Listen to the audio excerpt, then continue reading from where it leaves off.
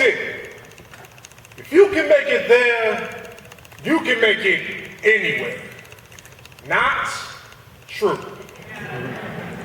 Because see, New York didn't make me.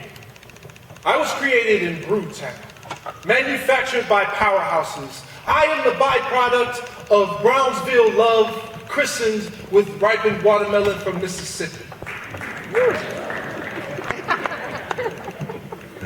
I looked at myself as a tree, planted by Great Lakes. My roots run deep in Milwaukee. Christian named Wade, at night, surname Miller. High life in the winter, cautious during the summer. It's when the crazies come out. In a city where we built a shiny new baseball stadium for a garbage-ass baseball team whose season is pretty much over after the All-Star game. Woo! White flight Wrangler jeans held up by a rust belt, held up at gunpoints, hold up, trickle-down economics, but the dry bones of A&O Smith, Tower Automotive, and Master Lock have the inner city looking like an elephant graveyard. These bones crack harder in these times. It's tougher in these times. Hearing them crackle, chuckle over we that suffer. We get fucked. We don't give a fuck. Just keep telling us you'll bring jobs into the city and then stop them short of the city line. Build a highway through Brownsville so you can see the poverty line. Now that's progress. So I said, fuck it, and left to New York. But New York didn't make me. If New York made me anything, it's aware of my accent. It is not sexy. It is not colorful. It does not pop, swing, or make you think of the Caribbean. It does not represent any place hot, warm, or even tolerable.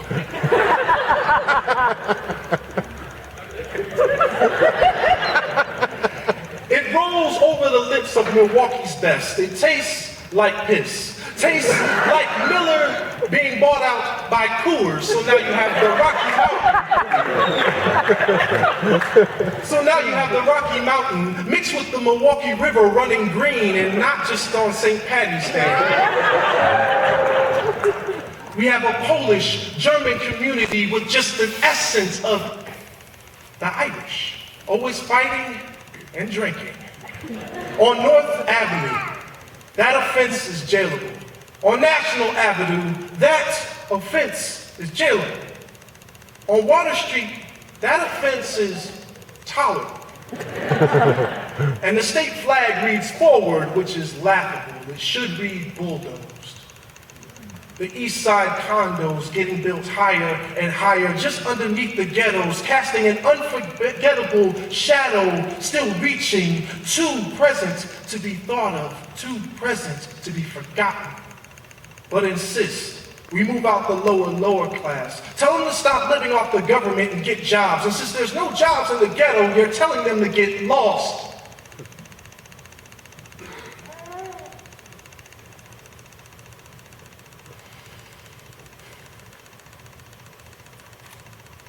Keep promising to bring in more manufacturing jobs and put them in rural areas.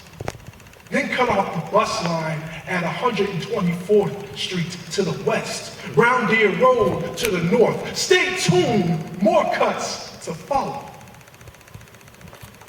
This was very noticeable in my speech when I reached New York. But New York didn't make me. If New York made me anything, it's paranoid. Millions of people living on top of millions of people, and no one will make eye contact. Afraid you'll ask them for something they ain't got while they act like they got it, like money, like a passion, like the dreams they had when they got out there, only to be rudely awakened by the reality of what is marketing and promoting, online dating, nothing more than a teleconference sales pitch. Tell me, why should I take time out of my career to spend it with you? It better be worth it. Better not find you in Chinatown for cheaper time spent laughing with this hipster in the East Village. about how these imaginary fences divide them from they, we from us. An issue of trust I am all too familiar with. Milwaukeeans conceal and carry humanity in their back pocket and then blame it on the economy. The economy is why this hipster is telling me my PBR tall boy will cost $5. I told him there's a place in Brewtown I can get those joints for $2.50. And that's with tip. And here's a tip. If you ever think of leaving, remember this. New York didn't make me. If anything, it made me a hypocrite. A dead man walking, heavy breathing. On the evening before I was leaving, the most sincere thing anyone said to me was, I hope to never see you in Milwaukee again. The truth sucks. Quicksands seem to form violently in cities like these, needing nourishment, feeding off those who feel they have no voice and are stuck here.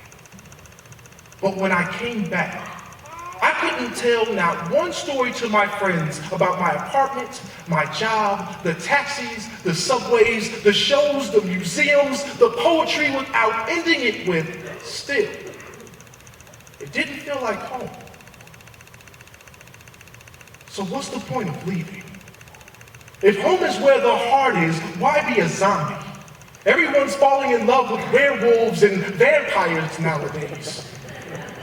Budget cuts while trying to build empires nowadays. Keep promising to bring more jobs, more people, but have no plan on how to get people who live here to stay put. So what's the point of being homesick now when I left because I was sick of home? It's because home is where the heart is.